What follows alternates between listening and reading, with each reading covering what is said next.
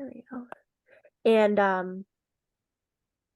uh, folks might still be filing in the first few minutes of the call, but it's good to see everyone. And it's crazy. It's already mid-December. I think it might be good if we do some introductions today. I'm set to facilitate and don't have a super specific topic. I thought it would be a good idea actually if we maybe did some highlights from the year and just shared out exciting maybe high points.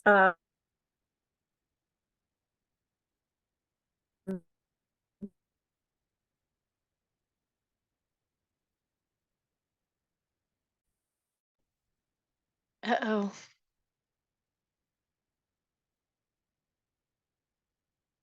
Yeah, Thanks. Gina's breaking up a little bit. Do you want to try turning your video off, Gina, maybe? I'll put it in the chat too. But yeah, I think she just wanted to do sort of, this is the last clean call of the year. We are not going to have a clean call till I think it's the 9th of January. We won't have one next week, and then we're not having one on the 2nd either. So she had set the informal discussion today around highlights of the year and kind of, thinking back. It's a nice time to think back of what you've done and think forward to what you're going to do. So do we want to start out with some introductions? As Gina had mentioned, I can start. I'm Katie Boyd. I'm the CLEAN program manager, and otherwise CLEAN is housed at, so I also work at Series Education and Outreach, which is one of NOAA's cooperative institutes based at the University of Colorado. And I don't know what else we wanted to maybe throw out there with introductions today. What would be a nice thing for today? I use she, her pronouns. I'm on the traditional lands of the Cheyenne, Arapaho, and Ute. And maybe something you appreciate about winter. We have had in Colorado, we've had some snow this year, but it's been quite warm the last several days, which I really enjoy the snow and the fact that we get it here in Colorado, but I'm enjoying a little bit of a break and having some nice weather out there. So I'll throw that out there. Let's see. Someone else want to, Mike, you're sort of the next one on my screen. Do you want to introduce yourself? Sure. Thank you, Katie. I'm a professor emeritus at Cornell University, and I focus almost exclusively on using the power of food to help people understand climate change. And I'll talk a little bit more about some fun I had this year teaching a new course. And what I like about winter is when spring comes. I enjoy the quiet, the snow. It's very cloudy here in Ithaca, once described as a place where the clouds come to die, but it's okay. We love it here. Thanks. Scott, picking on somebody else? Thank you, Mike. Scott Lewis here in South Florida, Pembroke Pines, Florida. Actually, Mike, is a contrast to where you are. This is actually the most wonderful year here. So it's a beautiful day today, fantastic. And that's why so many people move to South Florida this time of year. They experience that. Anyway. I'm glad to be with you. I'm with the Florida Climate Educators Network, and actually a highlight for us was actually starting that network this year and finding out about groups like CLEAN and trying to get some more information about what kind of education is going on in the education around the country. So appreciate being part of this. Thank you. Maybe I'll pass it over to Rachel here. Hello, good afternoon for us anyway. Also in South Florida, I'm based in West Palm Beach. Our office is at FAU Pine Jog Environmental Education Center. I am currently a program coordinator, led our Climate Ready program, which I can talk about later. It's actually, I'm a native Floridian and it's cold here for us. 60 degrees is cold. So I've got my sweater on. I do like it.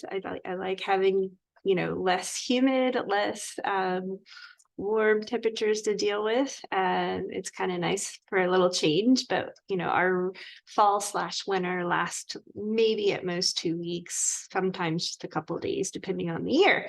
This year was weird because we had a mini hurricane that we had to deal with. And actually I was flying home the night that things were wonky and my flight was delayed about 5 hours.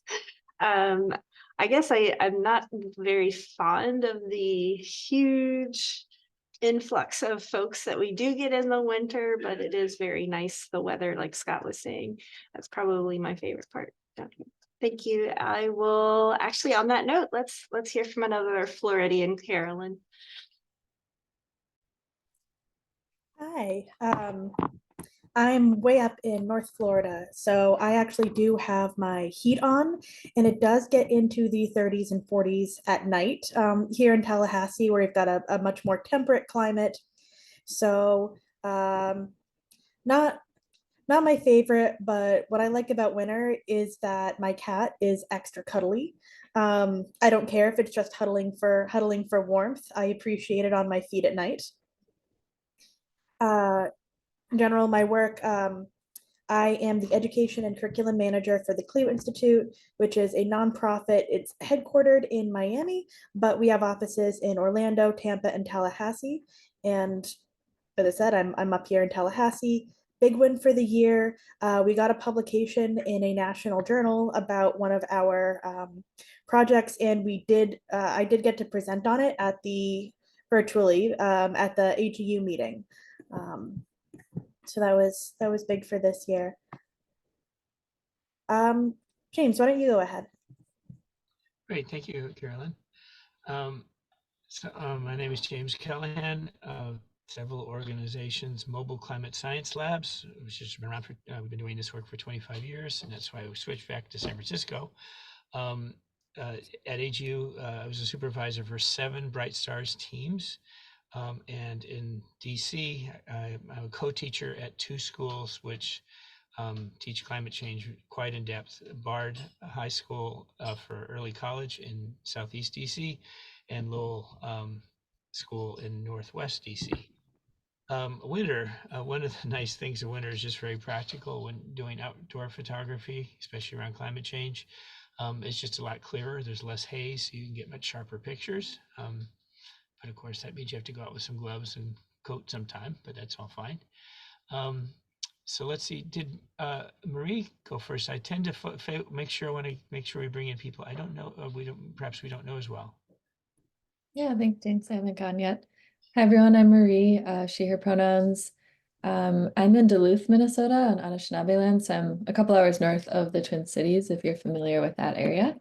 And I'm the instructional resources coordinator at Climate Generation. So you may all know Kristen Poppleton. I'm with the same organization. Let's see, my favorite thing about winter. We had our snowiest winter of all time in Duluth last year. So that was pretty wild. I think we had like 147 inches or something.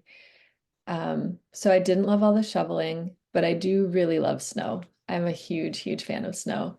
I really like cross-country skiing and sledding and everything that's related to it. So I like winter. And I will pass to Colleen.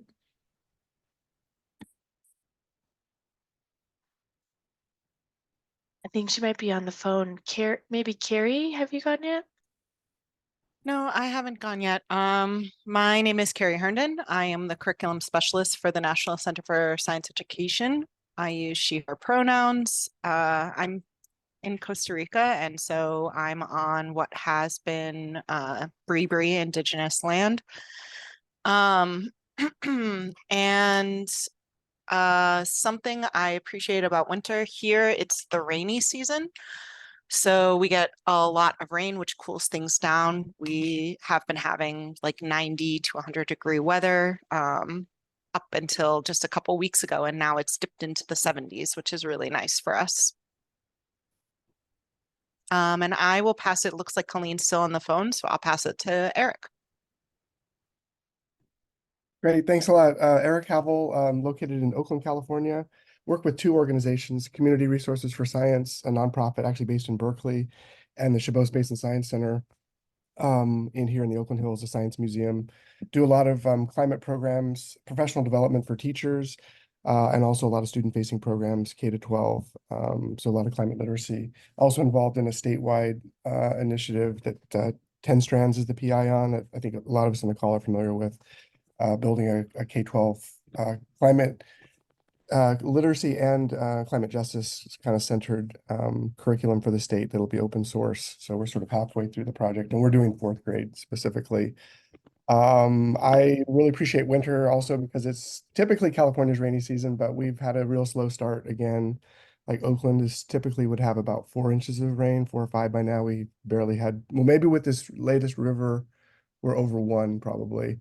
Last year, it really saved us because we had a huge, like 30 inches of rain when Oakland's average is typically 20. So definitely I'm appreciative when we get the rain here in California. We definitely need it. And it was great to meet a number of you in person at Tiffany and Jean in particular at AGU last week. So that was a lot of fun to see you and Jim to reconnect also. Since I jumped on late, I'm not sure who's left, but I'll go ahead and go. I know you guys I think tried to hand it to me a couple times while I was on the phone. Sorry about that. I got a call.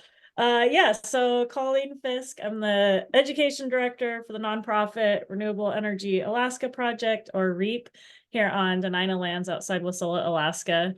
And I live in Alaska for a reason. I grew up here, and there's a reason why I'm back here. And one of them is that I love winter. I love skiing. I love the snow. And one of the reasons is that we actually have a lot of swamp in Alaska, like a lot of swamp.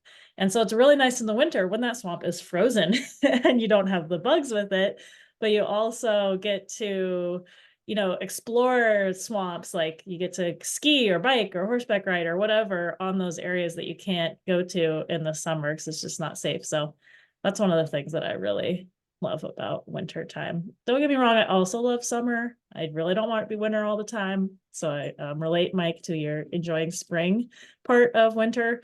But there is a lot that I love about winter too. So is there anyone else who hasn't gone?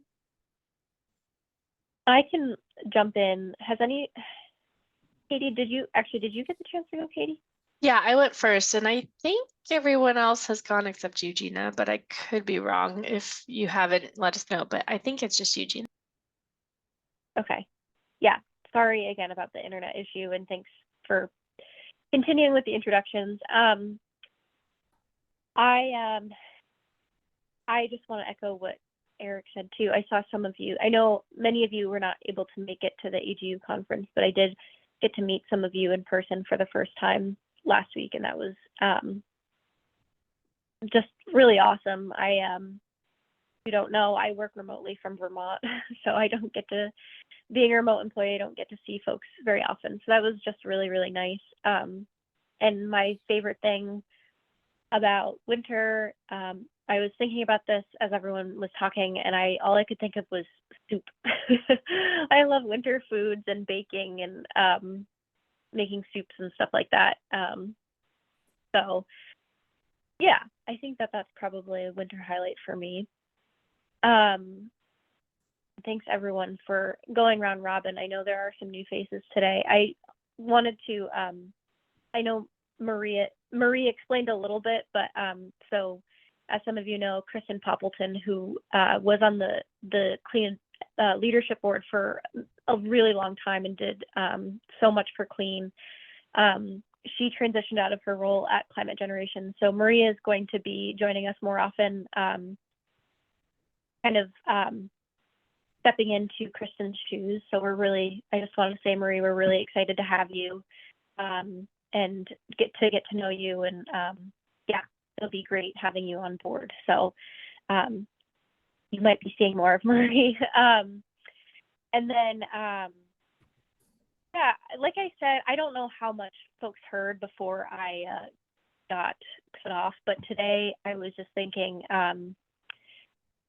I don't know, I'm just thinking it's mid-December, we're coming up at the end of the year, and I was actually thinking we could do another round robin of just like highlights and things we're proud of that happened this year.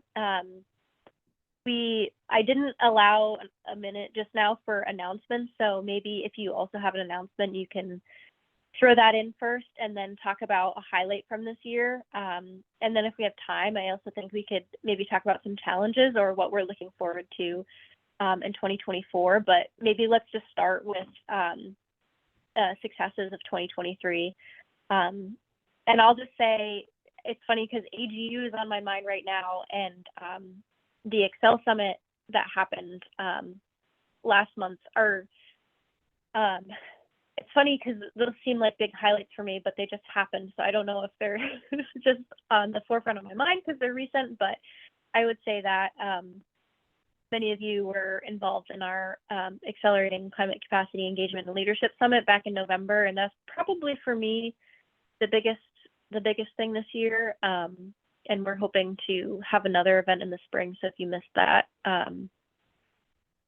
there'll be more opportunities to engage, but many of you are working on or involved in working groups right now and that type of thing. So I think that probably is the highlight of the year, but I'll stop talking because you guys know all about that already and let other folks talk about non-clean things. So does anyone have something at top of mind that they want to share right away? I can go. Carolyn, Sorry, yeah. go ahead, Carolyn. Oh, sorry. I guess this is kind of Florida specific, but I will be sharing it on CLEAN. We're going to be Cleo is going to be leading our second annual lobby day. Last year, we brought over 125 students from all over Florida up to Tallahassee, our capital, to speak with legislators about various bills that they were proposing. We didn't get our main policy goal as its own policy, but it was added onto another bill that increased funding for schools serving as emergency shelters to have like access to funds for solar so that they could be more resilient when we lose electricity. And sorry, I'm not the policy expert, so I don't remember all of the details, but it was fantastic. And yeah, if anybody, I know Rachel, you work down in South Florida. We're doing pickups in Miami, Orlando, and Tampa with transportation covered. So really excited to have. Quite frankly, I'm excited to have everybody come to me for once. Usually I have to go down to South Florida for anything that's exciting.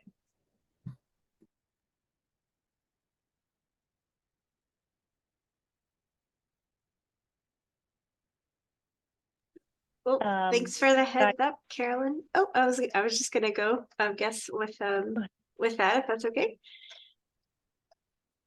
That's fine. Yeah. Okay. So yeah, Carolyn, certainly send us some details. Maybe an email would be great.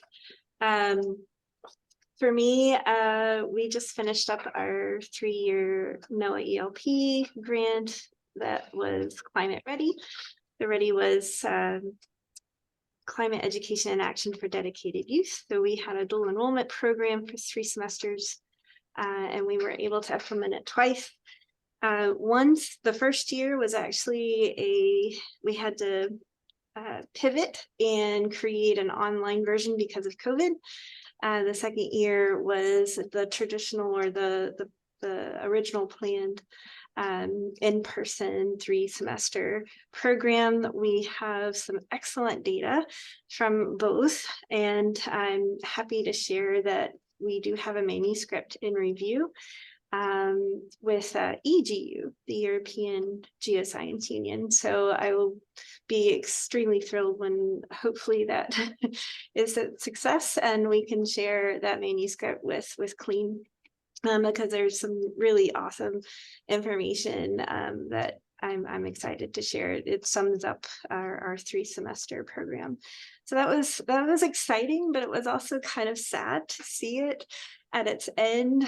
We have been reaching out and writing several proposals for additional funding to keep it going. We might end up offering it as a fee-based program for our South Florida students because we were struggling a little bit with at least Climate Ready. That's about it, I guess. And yeah, I was fortunate enough to physically attend AGU, so it was wonderful to see everyone that was there. Gina, Katie, Jim, and Eric. I really appreciated the time that we had face to face. So that was absolutely a highlight as well. Okay, so that's me. Thanks. Thanks, Rachel.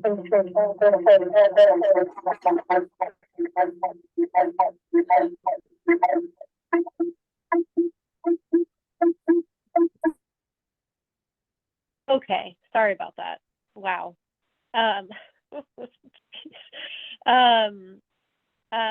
Let's see. I think that Scott had his hand up next. Yeah, thank you. I'll echo that response. And thanks very much. I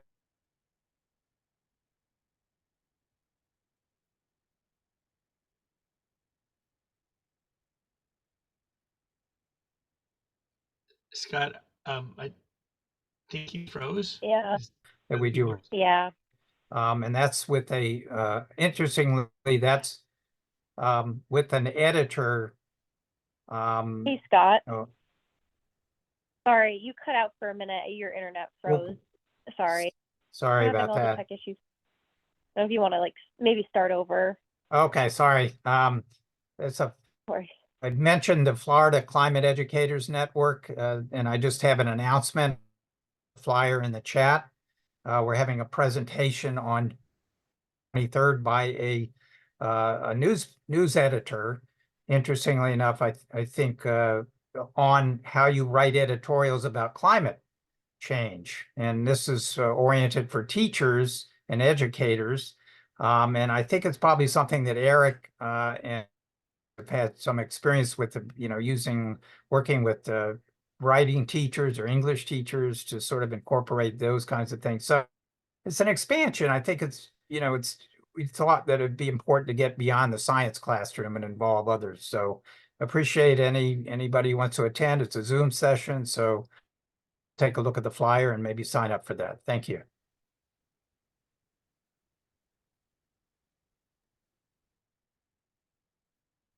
Scott. Mike. Thank you. Scott, this was a good year for me. Scott mentioned op-eds. I actually had one published about climate change impacts on Halloween treats, and then one on booze that's associated with our Thanksgiving meals. That was in Fortune, which has a readership of 5 million, which I felt pretty good about. And that's what I continue to do. But probably the big highlight for last year was teaching a new course at Cornell University. Their character are classified as learning where you live course in the residence halls, but the students came from all different disciplines and they didn't necessarily live in the residence hall, but the title of the course was Using Food to Confront Climate Change.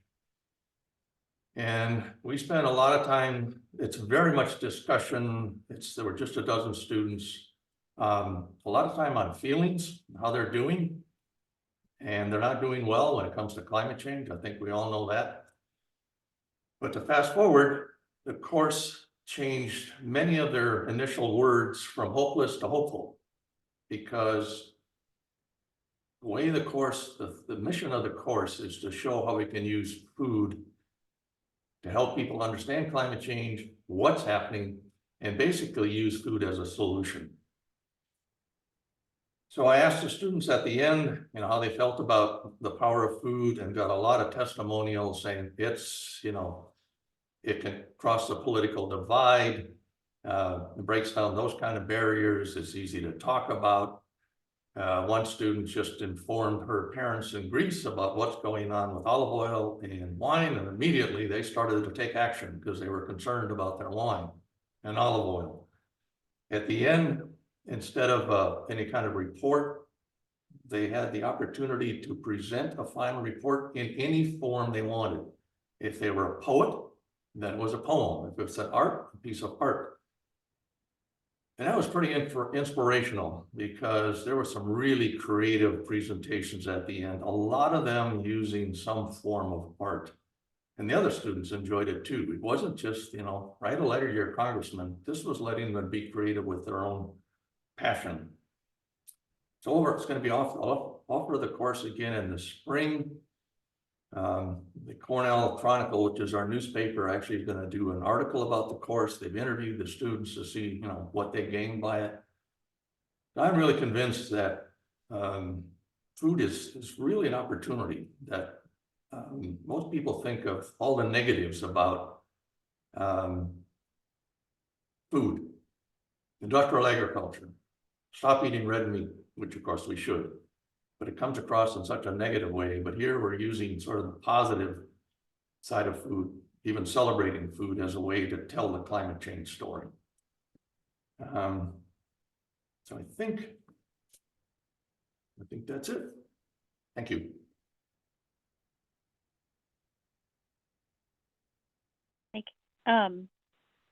Rachel mentioned in the chat, I don't know if you have a link that you can share to the article, but it would be great if you wanted to put that in the chat. When it's published, I certainly will. There we go. Yeah. Yes, send it to That would be CLEAN. great. I was going to say, yeah, if you even want to send it to CLEAN, that would be fantastic. Share it with our listserv. Cool. And I think Colleen is next. Thank you. Yeah, well, I was just thinking, I mean, food just unites us all. There's so much cultural significance always with food anyway. So I love that you're able to do that course and had such positive outcomes from that. And I guess I actually had a lot of highlights this year, but one of the big ones is I got to go to Colorado for the National KidWin competition. We had several teams from Alaska who attended, including a couple teams from Gamble, which is a community on this island in far western Alaska in the Bering Sea. And they got to go to Colorado for this National KidWin competition and won the Blade Engineering Award because they used whale baleen for blades. So anyway, it was just this whole cool experience to see them have that amazing experience and of course to be there as part of it. And I got to meet Katie in person when I was there. Made sure since I was at University of Colorado, I got to at least hang out with Katie for a little bit, which was wonderful. We had an awesome lunch together. So that was definitely part of the highlight of that trip. And yeah, there's, we have a lot, I guess the only announcement really that I have I need to share on the listserv. It's Alaska specific, but we're holding trainings. We're planning for our Clean Energy Olympics, which is our local KidWin competition. So wind and solar design, engineering design competition for 4th through 12th grade students that we're going to have at the end of March. We have virtual and in-person trainings for those. And we have 15 teachers that are already signed up that are interested in being coaches this year for teams, which is really fun. So hey, if you, yeah, the national, we could talk, but yeah, it's great because the national competition is fun. They look for volunteers, so if you want to come as a volunteer, it's going to be in Minneapolis this year in May or next year in May. So yeah, you should look it up, see if that's something you can come because it's really fun to judge because my coworker Tyler and I go as judges as whenever we can, and it's really fun. So recommend that really to anybody who wants to come as part of the national competition. But I think I'll hand it over to James here. I think you're up next. Great. Thank you, Colleen. And with your permission, Gina. Let's see. One is I wanted to tag, there's so many, thank you on what everybody's doing. This is always great for getting news and uplifting developments. Going back to part of Rachel's for a second, it's so important from my experience. I think many of you know the same it is a deadly force in our world that you know, grants tend to go for 3 years, 5 years, and people do incredible work, and sometimes they're getting to really taking off and then the grant ends, right?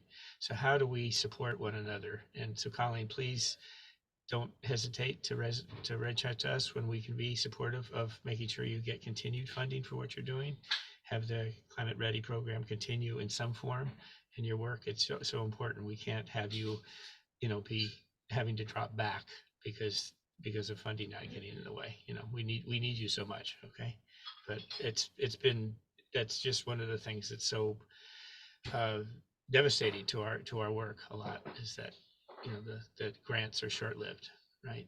They don't recognize that this stuff needs to go on and on. What I wanted to bring in, I think, would be more, I guess, in the realm of more recent development and toward things for clean in the future. So this is related to AGU, but I could say it could be AGU, but also, I guess, because it's the nature of what we're contributing to the Excels program, it's on Excels.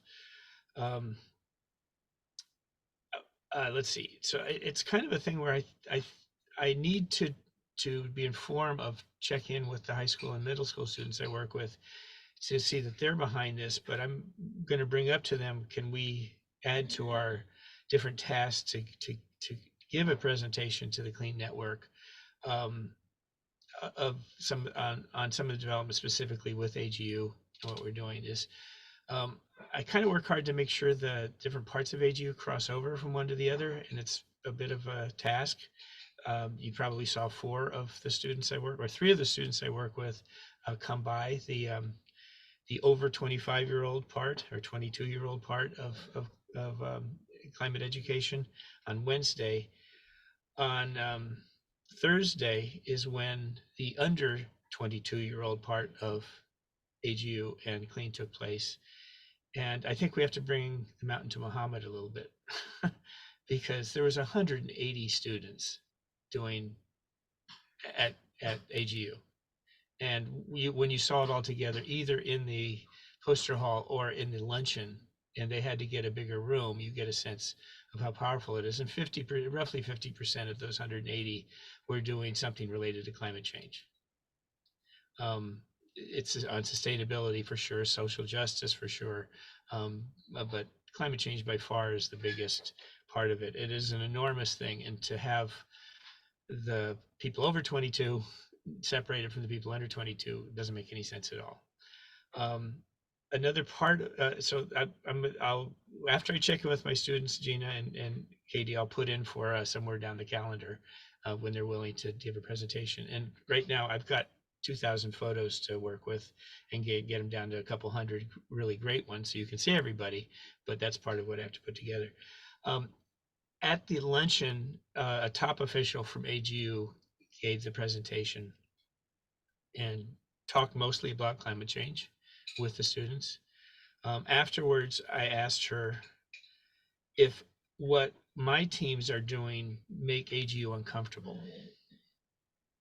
Because for years, we've been doing something that doesn't happen at AGU very much, is we take the science that AGU is reporting on and getting on climate change, but look at ways to make it actionable, to do things with that science or do things with that technology, like those satellites, to make a difference on climate change, right? To like make cities more energy efficient, make the White House more efficient, things along that line. And she said, oh my, that is what we want to see happen at AGU. We agree, it doesn't happen very much. And we're counting on the young people to push that forward. So what you're doing is right on point. So I thought that was pretty good, that although it doesn't happen at AGU very much, AGU is not resisting that. They're feeling it's really important. So my students are going out to the science part of things and talking with the satellite operations and getting quite a lot of feedback, and we're getting that our project is absolutely a doable thing. That we're seeing satellites that are being used, for instance, especially NASA satellites. NOAA may be more resistant to this, but satellites are being used to look at night, to mostly to see where the spread of cities are spreading, but they could be used for energy efficiency, and we're getting that we can absolutely do that. So I'm kind of rambling on a little bit, but I mean, I think the photographs, I think we'll kind of hopefully get an idea just how much young people are going to move forward what we're doing, and I encourage everybody to work with them. So that's okay. So how about Gina? I'm seeing Eric's hand next, but Gina, you make the call. Yeah, well, Jim, I just wanted to take a second to reply to you. As you advised, at the poster session at AGU, I did chat with some of your students and talked about getting them on one of these calls, and I was so impressed with how well spoken they were and engaged, and they were just really fantastic. And I know this time is really tough for students and for teachers, this 1 p.m. Eastern time. So if there is, you know, if they're on break or if there's a date that we can figure out to get them here, I think that would be fantastic. I was also thinking even, you know, they could record a video and we could show it. That's a little bit less engaging and exciting. But I definitely think it would be great to have students present on one of these calls, and they're really fantastic. So I think everyone here would enjoy it. They're just super engaged and really excited. So I thank you for connecting us to them, Jim. And thank you, Gina. You know, sorry, I missed your. I tried to catch the conversations they had with Clean Network people, so I'm sorry I didn't. I hope someone got some pictures of them talking to you, because that No, all good. Yeah, it's all good. It was closer to the end of the session, but yeah, I think everyone here would be really, really impressed to hear them speak. So let's talk about how we can make that happen. Well, if we get it right, if we get enough behind it, because I work with the students in school, it's possible to get their school to give them a permission to be on Zoom during that time. So there's the 2 schools that I work in the schools to do it, and then there's several schools all in the DC area and the Bay Area too, where it's more the students have a club or they're doing things, but we don't. I'm going to have an interesting challenge, Eric, is I'm pretty well going to be maxing out on how many classes I can be teaching personally. 5 days a week on one and 2 on the other. So we're going to be looking for, you know, any luck, we're going to be having people needing to be climate specialists in schools all over the country. Thanks. Thanks, Jim. Great. Eric, I think you have your hand up. You had your hand up next. Sure, thanks, Jim and Gina and Jim. Yeah, glad to brainstorm with you. Like, you know, in the new year, what kind of collaboration or support, you know, you might need and what you're looking for. Also appreciating just what a lot of you have been sharing. You know, yeah, Colleen, that's exciting about KidWind. It's a great curriculum, and we use it a lot. It's really hands-on. It goes through the engineering design cycle. You know, it's like you're saying, Colleen, engaging for upper elementary all the way through adults, honestly, because they get a chance to create this turbine and then, you know, see if they can get a certain voltage and improve on their design as they go. I guess a couple highlights for me from this year. Certainly one was seeing all of you at AGU, and just the idea, like what Jim shared, that there's so much climate literacy stuff happening, you know, now, and it didn't used to be that way, right? When I went to AGU, I don't know, 10, 15 years ago, it wasn't as robust as it is now. So that was really great to see. One of my personal highlights, was working with, I do a lot of climate literacy work with 2 school districts in the East Bay here in Oakland, Berkeley and Oakland specifically. And Berkeley, the middle school team at Berkeley held its first annual climate fair at Longfellow Middle, which is the most underserved middle school of the district. And so it was great to uplift that school. And we had like 300+ people attend, hands-on activities, student work showcased, even had some climate music, and just a fun event, just a really fun event. And it got the group really energized. So that's been great. And then another thing coming out of, it's kind of a success and an announcement. About a month ago, Fremont Unified, a colleague of mine from that district, reached out. There's 4 districts in California that have climate resolutions. Fremont, Oakland, and Berkeley are all in the East Bay, Northern California, and then there's LA and Southern California. And we're going to host an event at Chabot Space and Science Center, sort of sharing best practice around climate literacy in early February. So we're going to engage those 3 districts specifically in the East Bay, but it's open to other folks because there's a lot of good climate and environmental literacy work happening in the state. But these 4 have these resolutions. So the idea is to sort of share best practice, look at what we can learn from one another. And so I'm really excited about that. And we're sort of just in the final stages of getting we're going to send invitations out to colleagues by the end of this week before the break. So yeah, and if any of you are interested in that, I think it ties a little bit, Scott, to what you were talking about. The idea is, and to your point, it's not just about the science teachers, right? The teachers that are going to be coming are from all disciplines, and all grades, K-12, and then hopefully some administrators. Some of these districts actually have resource in people that are driving their initiatives, but Oakland doesn't. So there's just a little bit of, they have this wonderful resolution, but there's not the resource behind it. So what can Oakland learn from Berkeley and Fremont? What kind of funds and support would that district need to garner to kind of push their initiative forward? There's a lot of sort of satellite or smaller scale efforts happening in Oakland. It's a much bigger district, just for comparison, than Berkeley or Fremont, but it's also not as focused and they don't have the resource. So what would that look like to get the resource that they would need and bring the different constituents together that are doing related work into a conversation, and then with our colleagues from the other districts. So, and certainly there'll be an opportunity to highlight CLEAN, Gina and Katie at this event, and just overall, I definitely can make that a point. We're going to do some workshops. We're going to have some keynotes. So anyway, yeah, it's a school time event too. So we're asking folks to come on a Monday out of school time, during school time. So we're finding ways to compensate them for time. But anyway, yeah, excited about that. And I guess I'll pass it over, it looks like, to Marie. Yeah, and actually, I don't want to get in the way of Marie, but maybe a bookmark of Eric. Perhaps we should have a discussion more about that. I certainly would like to make that discussion and CLEAN, and we probably don't have time today, but one of a bookmark, absolutely. I think we can. That's an important one to not let go. Great. Yeah, glad to touch base, Jim. Sounds good. Had a couple highlights this year.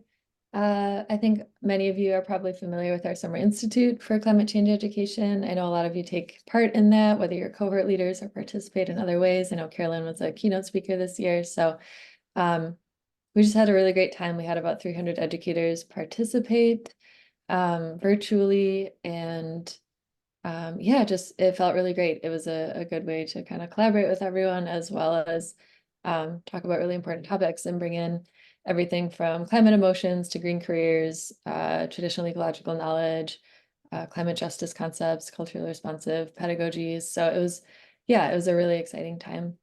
Another one is we've kind of started deepening our regional education work. And so we hired on someone named Danielle Heffron. She's super great. She's our regional education coordinator, and she's doing work specifically in Minnesota right now with educators doing professional development around climate change. And she's starting a community of practice this January that we're really looking forward to. And this summer got to teach a lot of in-person workshops through a program we called Teach Science.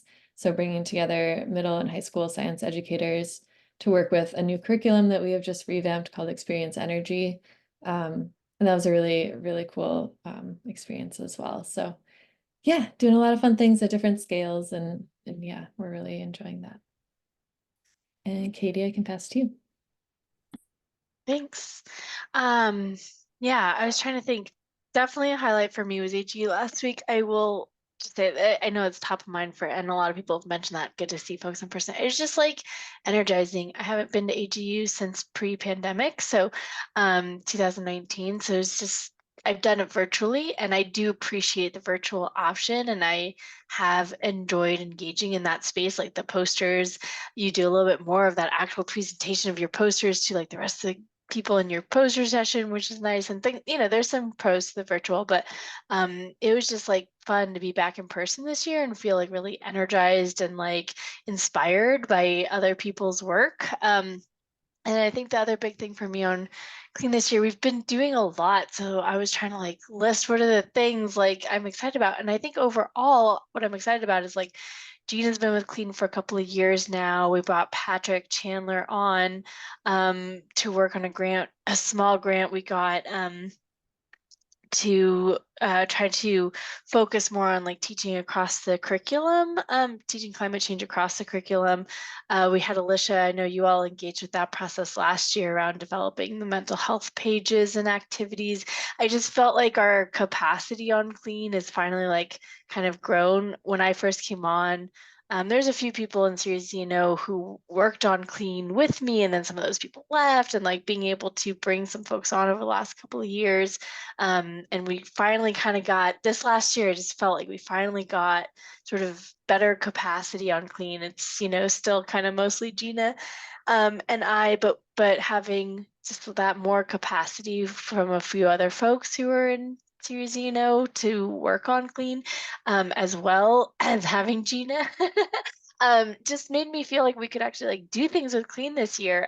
There's still always more that can be done, but I was just excited to sort of see Excel's really come to more fruition again this year, and the teaching across the curriculum work and the mental health activities. And it's just been really neat to kind of watch some of the development that CLEAN's been doing the last couple of years, and thinking about what we can do moving forward too. We're still working on some other fun stuff, like our asynchronous PD, and our that teaching across the curriculum stuff will come out more next year.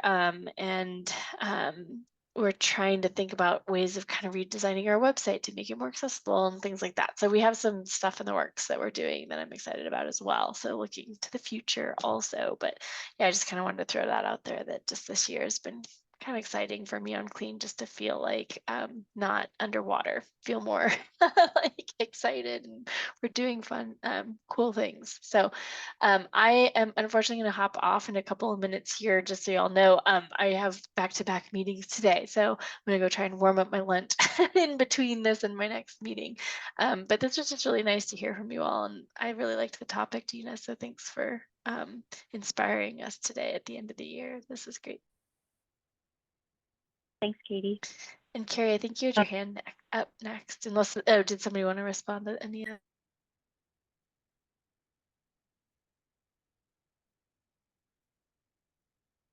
You can go ahead, Carrie. Thanks, Gina. No, I'll try to keep it really quick, because I can see that we're cutting close on time, and I definitely want to leave time for anyone to acknowledge any challenges they see moving forward, in case there's collaborative ways to move on that. But we've had a lot of success this year as well. We have our Excel's working group, which we're really excited about. We got all of our climate change lesson sets approved, the CLEAN stamp of approval. We've made some other moves in the curriculum area as well. And we also have our new executive director, Dr. Amanda Townley, who's awesome. We've just had a really good time working with so far. And yeah, we're really looking forward to the next year.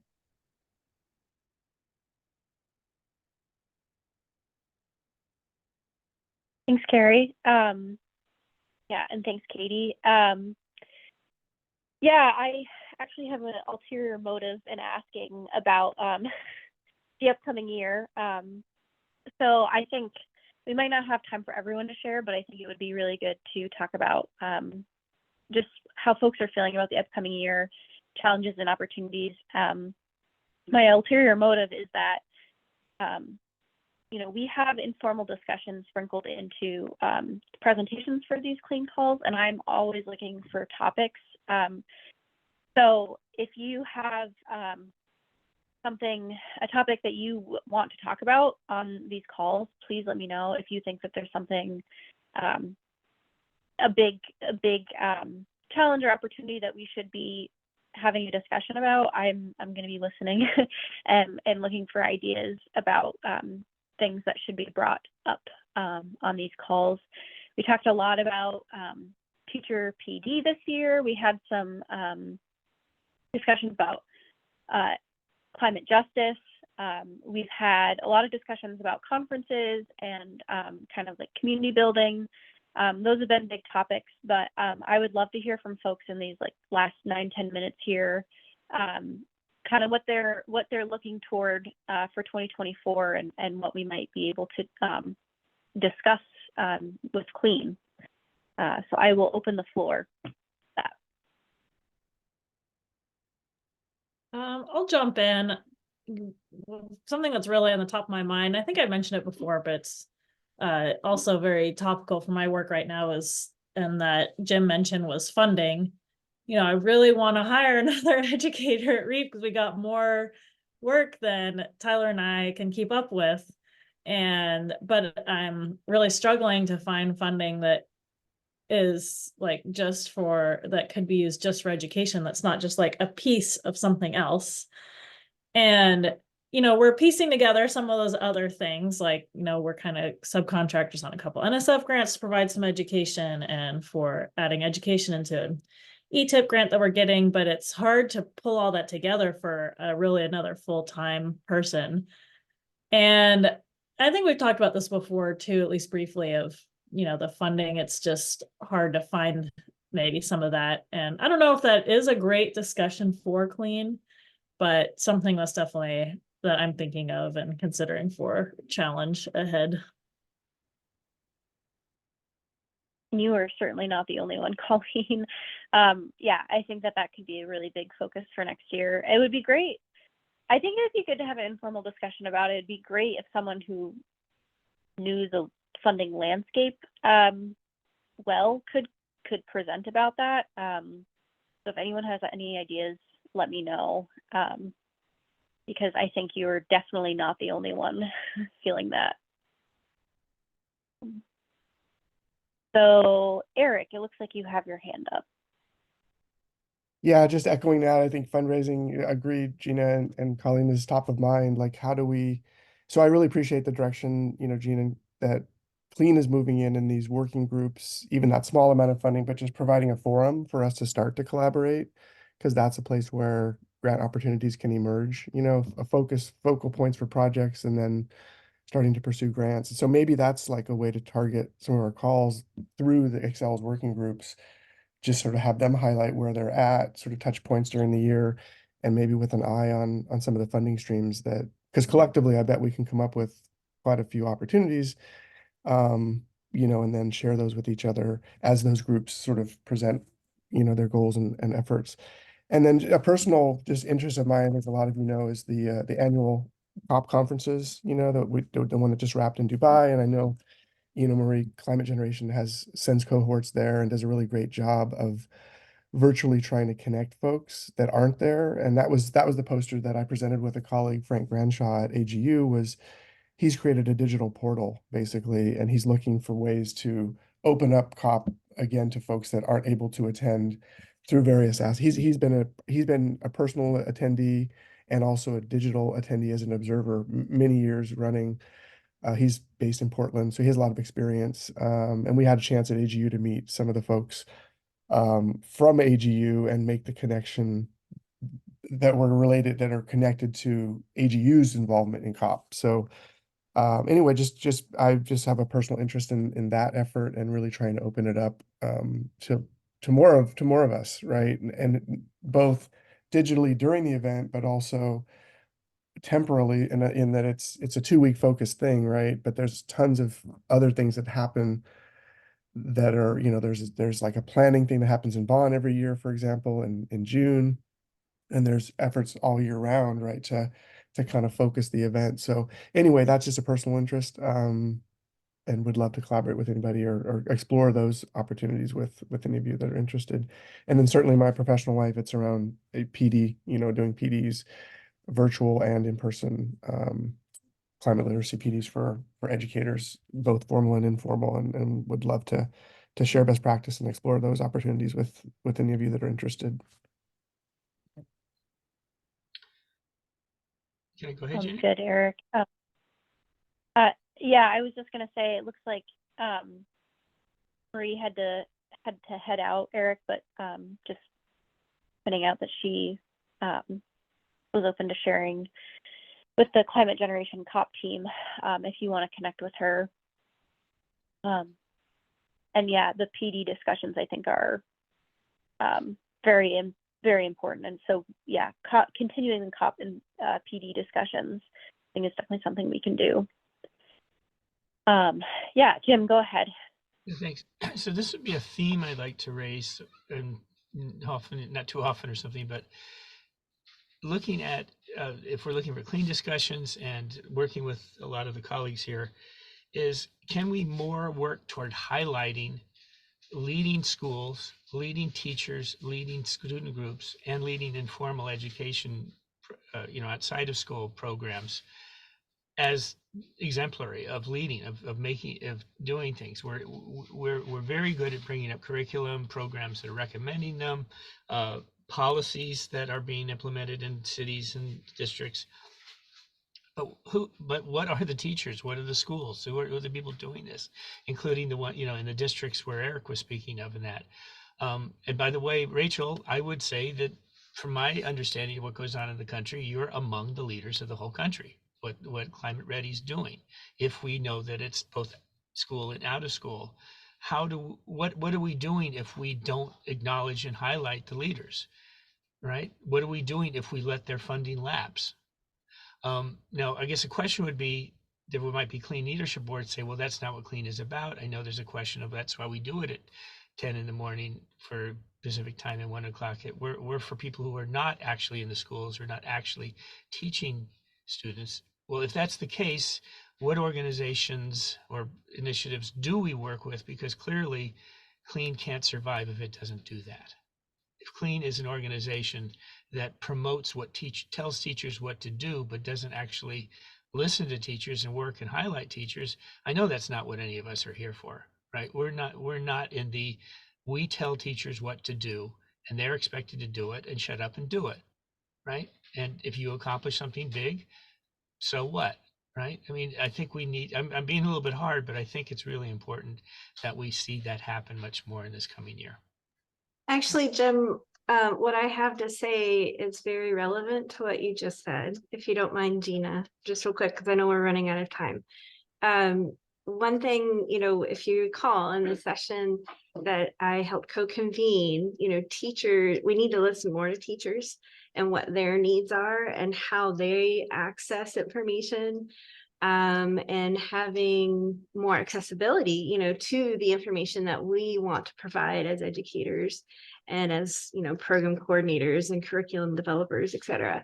So I think listening to the teachers, listening to what the needs are of our communities, I think will be, I would like to see that more of a focus. Then yes, we have these tools, but how is it that we're actually giving these tools to the teachers? Because I don't know if we're really doing that the most effective way.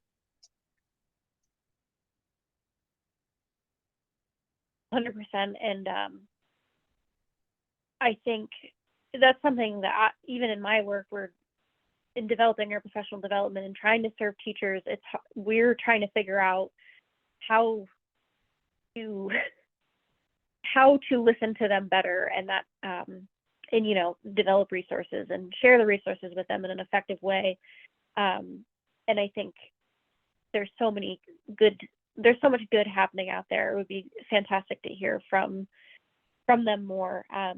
So if anyone, and I'll just say, I know we're out of time right now, but I have informal discussion and presentation slots open. So if there's anyone that you have in mind that you would like to, that you think would be good to speak on a CLEAN call, please connect me with them. I'm very much looking to fill those slots with items that you want to hear.